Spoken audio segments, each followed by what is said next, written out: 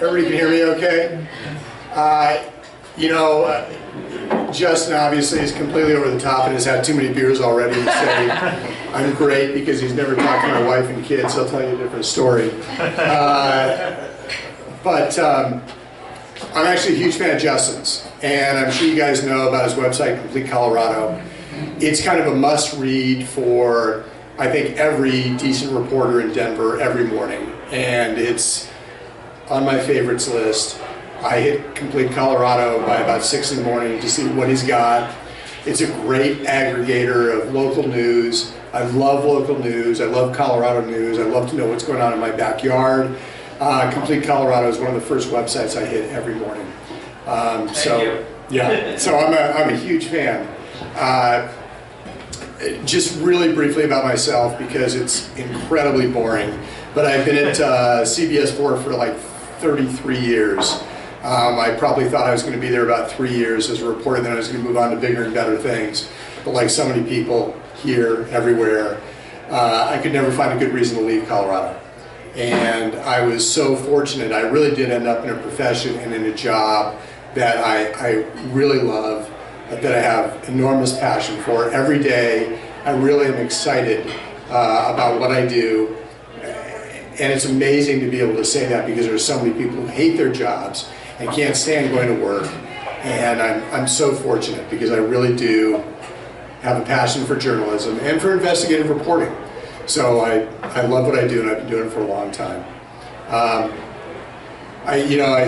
I moved here in 1976, went to the University of Colorado, did radio, then moved into television. I've been at CBS for that long of a time, more than 3 decades, which is pretty unusual, I think, for news reporters, for investigative reporters specifically.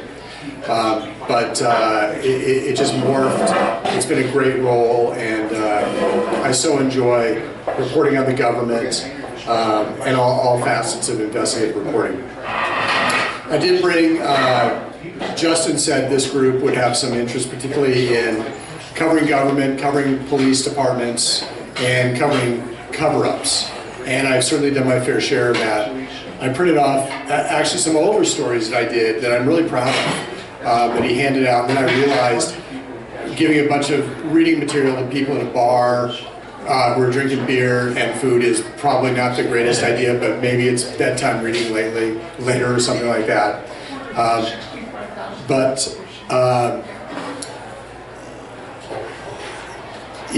In covering government, as a journalist, there is a kind of a saying that you should live by, which is doing your reporting without fear or favor.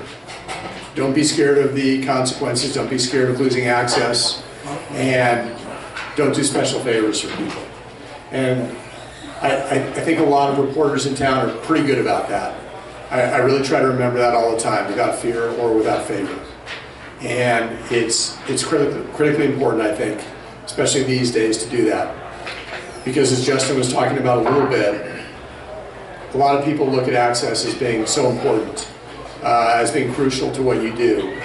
But I think what people really thirst for, and what people really like, and what people really want is just the truth, and they want honesty.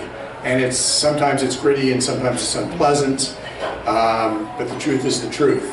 And government frequently wants their story to be told in a particular way and spun in a particular way, and that's not our job. Our job is not to be stenographers for what the mayor wants repeated. Our job is not to just parrot the party line. So, we have to keep digging, we have to be aggressive, and we do have to be adversarial. I mentioned that I handed out about 3 stories that I did a long time ago, and I just want to go through those really quickly, because I look back at them, and today I hadn't dug into our archives in years, and I look back at them, and I'm really proud of some of the work that we did and some of the cover-ups that we exposed. The first one that I handed out to you it's a reporting that I did in 1999 that made a huge impression on me, because it was really truly an engineered cover-up within the Denver Police Department.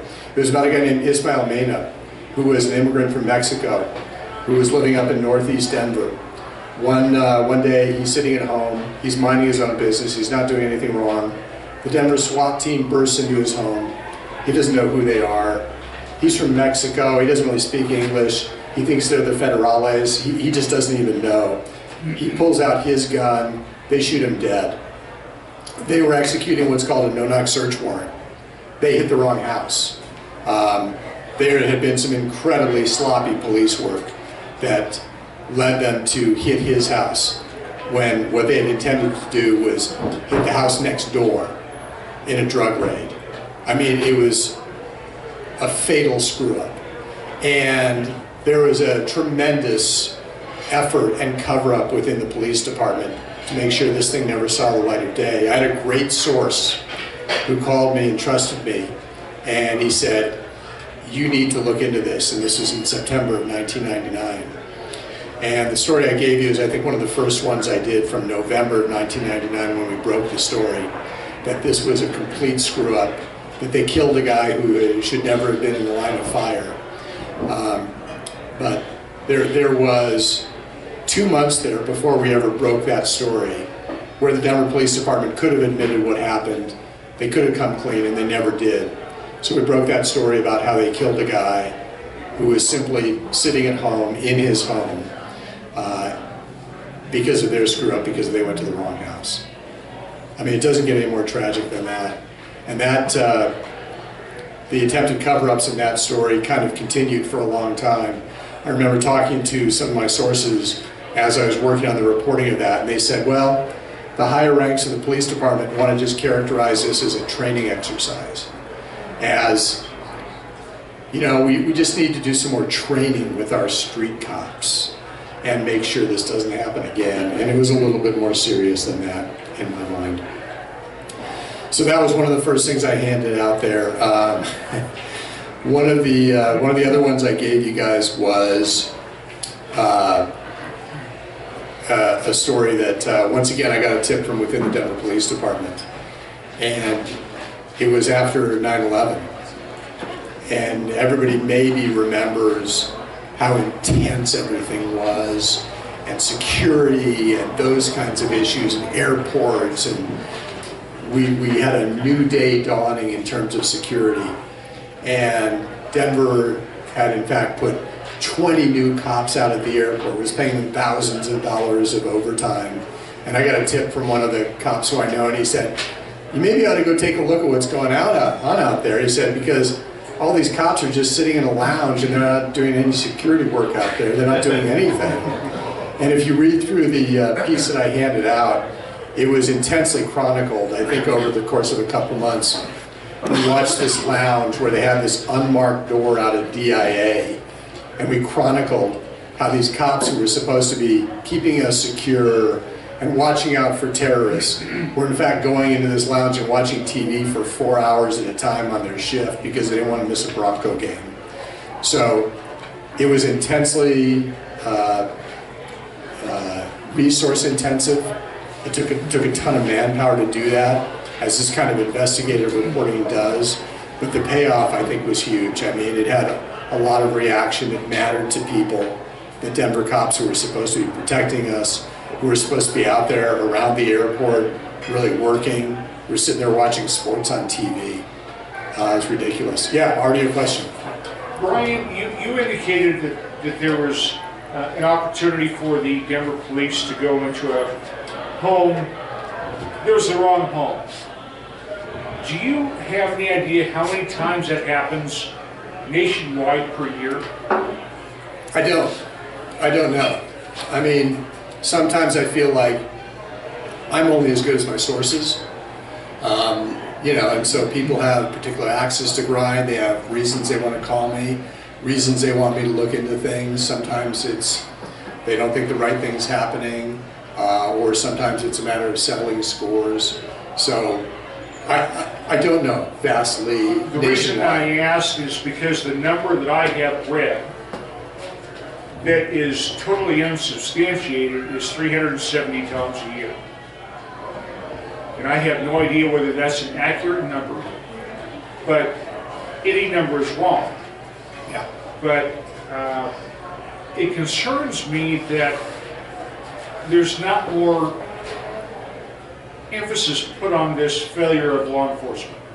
And what do you think is going to happen to address this? What do I think is going to happen to? To address the problem of police going in with no knock regs and then ended up in the wrong house. Let's save this type of. Let him do his thing, and then we'll do questions. Sure, you know, and I'm almost done. That's a great question. I mean, that really is, and that's really important. You know, the last piece that I handed out was, oh, I like this one too. This was from, I think, 2003, so really a long time ago, but meaningful, and it brought about change, just like the story we're talking about brought about change.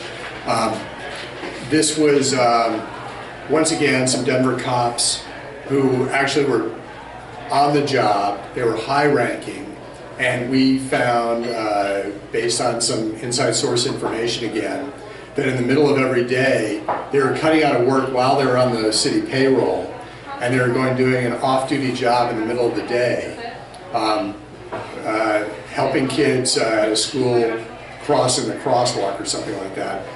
And so they were, it was double dip, it was classic double dipping.